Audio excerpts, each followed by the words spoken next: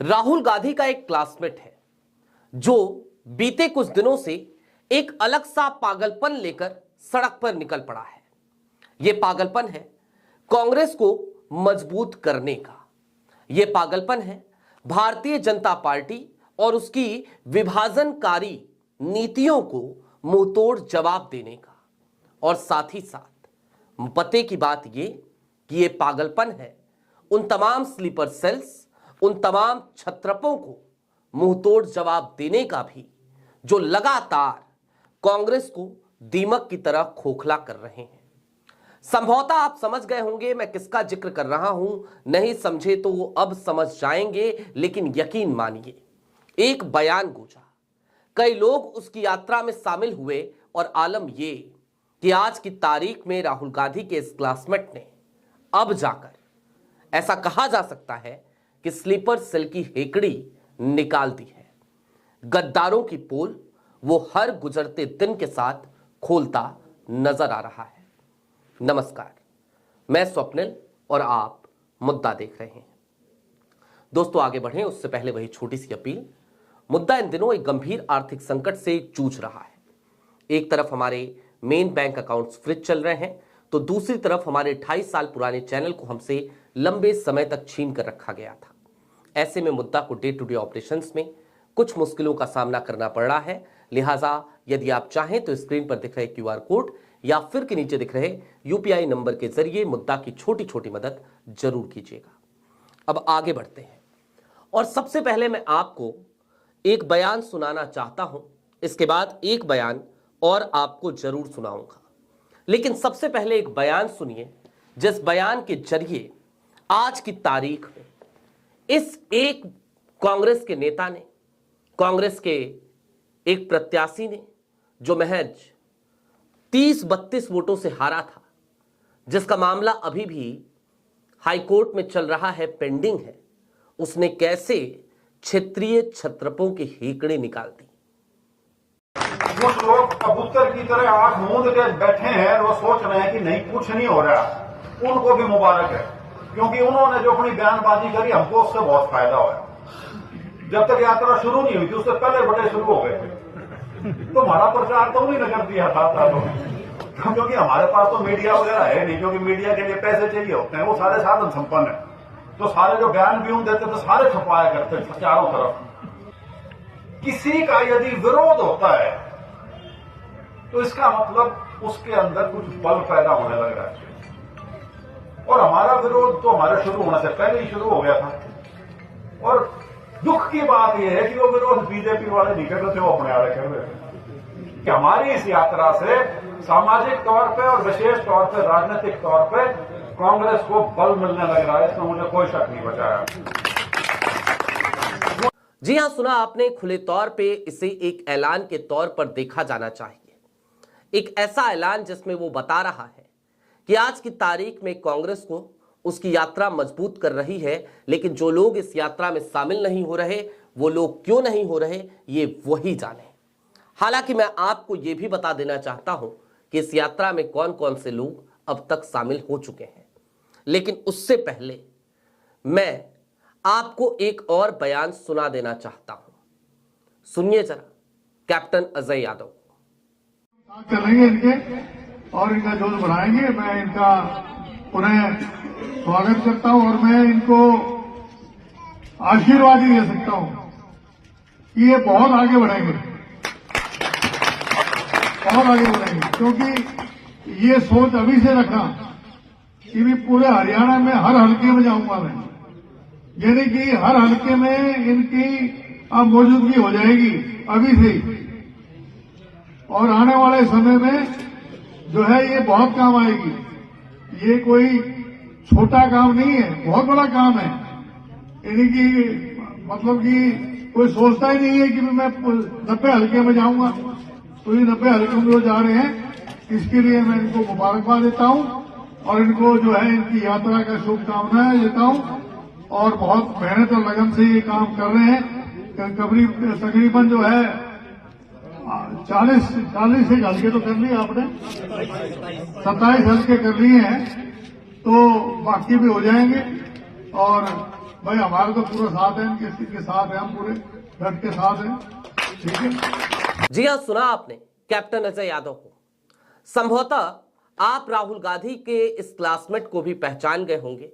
नाम है बृजेंद्र सिंह। पूर्व कैबिनेट मंत्री रहे, वीरेंद्र सिंह के बेटे बृजेंद्र सिंह आईएएस ऑफिसर भी रहे, राहुल गांधी के क्लासमेट भी रहे, और इतना ही नहीं, भारतीय जनता पार्टी के सांसद भी रहे। और भारतीय जनता पार्टी से उनका मोहभंग बड़ा जल्दी हो गया।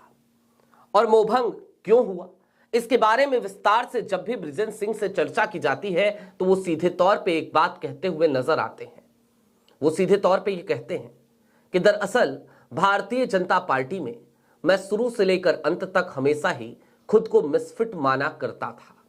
पूछा जाता है क्यों, तो वो सीधे तौर पे जवाब देते हैं कि ऐसा इसलिए क्योंकि भारतीय जनता पार्टी लगातार विभाजनकारी नीति अपनाती है, जबकि हमारी विचारधारा, हमारी आइडियोलॉजी में ये विभाजन शब्द इससे बड़ी दूरी है।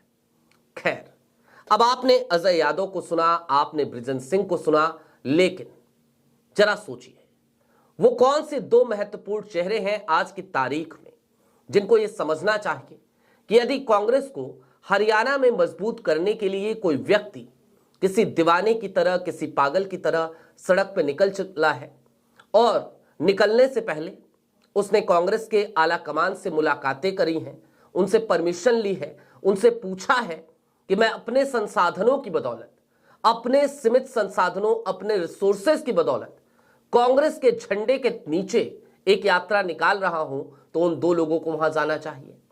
जवाब है, एक तो हुड्डा फैमिली, भूपेंद्र हुड्डा, दीपेंद्र हुड्डा, और दूसरा राव नरेंद्र सिंह। लेकिन राव नरेंद्र सिंह भी इस यात्रा से दूरी बनाए हुए हैं।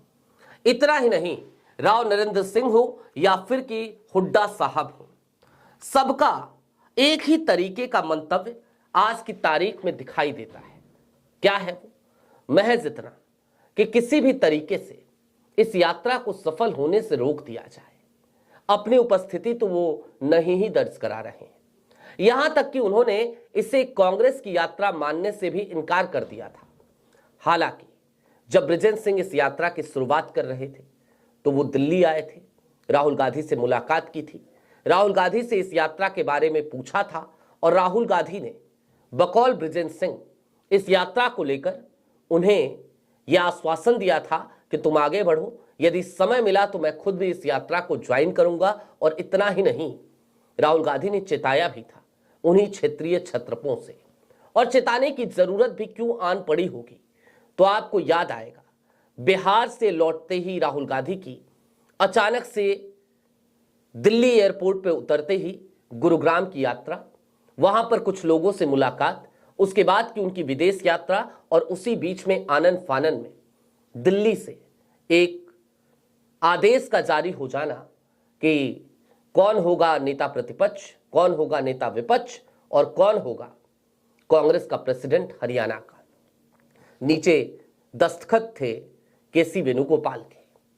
जाहिर सी बात है, ये वो एक संकेत की तरह था राहुल गांधी के लिए कि हरियाणा में कहीं ना कहीं क्षेत्रीय छत्रप अभी भी अपनी मनमर्जी चला रहे हैं। और ऐसे में उन्होंने चेताया था बृजेंद्र सिंह को उस वक्त पे कि चलो तुम यात्रा निकाल रहे हो, अच्छी बात है, लेकिन ध्यान रखना तुम्हारे यहां के नेता लोग भी कुछ वैसे ही हैं। यह बयान राहुल गांधी का था, जिसे खुद पब्लिक डोमेन में बृजेंद्र सिंह ने आज से कुछ दिनों पहले बताया था। हालांकि अब जरा उस तरफ चलिए कि एक तरफ भूपेंद्र हुड्डा है, हुड्डा फैमिली है, दीपेंद्र हुड्डा है, भूपेंद्र हुड्डा है, उनका पूरा गुट है, राव नरेंद्र सिंह को भी उसी गुट का ही मानिए अब तो। और दूसरी तरफ रणदीप सुरजेवाला हो, पूर्व स्पीकर कुलदीप शर्मा हो, या फिर की शैलजा हो, आज की तारीख तक ये सारे लोग, यानी कि हरियाणा कांग्रेस का जो एक बड़ा काडर है नेतृत्व का कांग्रेस का, वो तमाम चेहरे आज की तारीख में बृजेंद्र सिंह की यात्रा में शामिल हो चुके हैं, कंधे से कंधा मिलाकर चल रहे हैं। और यात्रा कोई 1-2 दिन में खत्म होने वाली यात्रा नहीं है, ये यात्रा 5 महीने तक चलने वाली यात्रा है। अब तक तकरीबन 600 किलोमीटर की यात्रा पैदल ही बृजेंद्र सिंह ने कवर करी है। और इन सब के बीच जब भी वक्त मिलता है, जब भी कोई और कार्यक्रम होता है, जब भी कोई और ऐसी विशेष परिस्थिति होती है, तो बृजेंद्र सिंह यात्रा को 1-2 दिन के लिए स्थगित करके कांग्रेस के आला कमान के बुलावे पर दिल्ली भी आते हैं। मैं आपको 2 उदाहरण देना चाहता हूं। हालिया दिनों में एक बुलावा आया तो बृजेंद्र सिंह आनन फानन में दिल्ली चले आए और उसके बाद उन्होंने राहुल गांधी से यात्रा के बीच दूसरी बार मुलाकात करी। और दूसरी बार जब मुलाकात करी तो अपनी यात्रा का अपडेट दिया, बताया, तमाम फुटेजेस दिखाए और यह भी समझाया कि देखिए इस यात्रा से कांग्रेस किस तरीके से आगे बढ़ रही है। आज की तारीख में अभी थोड़ी देर पहले आपने कैप्टन अजय यादव का जो बयान सुना वो भी इसी बात की तस्दीक करता हुआ प्रतीत हो रहा था। अब इससे थोड़ा सा और आगे बढ़िए, मैं आपको हालिया दिनों की 14 दिसंबर 2025 की रैली भी याद दिला देना चाहता हूं। बृजेंद्र सिंह अपनी यात्रा को बीच में छोड़ते हैं और उसके बाद वो दिल्ली 14 दिसंबर 2025 की रैली को अटेंड करने के लिए आते हैं। अकेले नहीं आते, सैकड़ों की तादाद में लोगों को लेकर हरियाणा से दिल्ली आते हैं। यहां यात्रा में वो नजर आते हैं। मंच पर जाहिर सी बात है उनकी कोई जगह थी नहीं, वो मंच पर जा भी नहीं सकते थे। वो आम लोगों के बीच खड़े होकर उस यात्रा के दरमियान की तमाम थकावटों के बीच 6-6.5 लाख की भीड़ में पैदल चलते हुए उस यात्रा की थकावट को भूलकर उस रैली में ना सिर्फ खड़े हुए बल्कि वहां पर वो नारे लगाते हुए नजर आए थे। कुछ मीडिया बाइट्स जरूर उन्होंने दी, लेकिन इससे ज्यादा कुछ कहने से इनकार कर दिया। जब भी कोई नेता इस तरीके से अपनी पार्टी के लिए समर्पित होकर काम करता हुआ नजर आता है, कांग्रेस में खास तौर पर, तो हमें लगता है कि ऐसा क्या है कि कांग्रेस के आला कमान को उसकी तपस्या नजर नहीं आती। हालांकि आज की तारीख में यह कहने में मुझे कोई गुरेज नहीं कि जब दूसरी बार बृजेंद्र सिंह राहुल गांधी से मुलाकात करके गए, तब से लेकर अब तक सद्भाव यात्रा जो हरियाणा में निकल रही है उसकी तस्वीरें बहुत तेजी से बदलती जा रही हैं। पहली बार की मुलाकात के बाद भले ही राव नरेंद्र सिंह ने सीधे तौर पे कह दिया हो कि ये कांग्रेस की ऑफिशियल यात्रा नहीं है, लेकिन आज की तारीख में कांग्रेस के तमाम नेता और बड़े नेता, बड़े लीडरान जब वो जाकर बृजेंद्र सिंह के साथ इस यात्रा में शामिल हो रहे हैं तो ऐसा लग रहा है कि कांग्रेस की भले ही इसे ऑफिशियल यात्रा करार दिया जाए या ना दिया जाए, लेकिन ये कांग्रेस की एक ऐसी यात्रा जरूर है जो हरियाणा में गांव-गांव तक कांग्रेस के झंडे को पहुंचा रही है।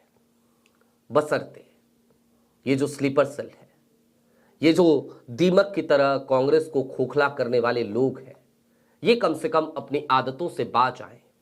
ये कम से कम अपनी कुर्सी, अपनी मलाईदार पोस्टिंग के मोह को त्यागें और संगठन के प्रति थोड़े से समर्पित होते हुए नजर आए। आपकी क्या राय है हमें कमेंट बॉक्स में जरूर बताइएगा। अभी के लिए दीजिए इजाजत। ऐसे ही तमाम अपडेट्स, तमाम डेवलपमेंट्स के लिए जुड़े रहिए मुद्दा के साथ। चलते चलते फिर वही अपील, चैनल पे नए हो तो सब्सक्राइब करते हुए जाइएगा, सक्षम हो तो छोटी छोटी मदद मुद्दा की जरूर कीजिएगा। बहुत शुक्रिया।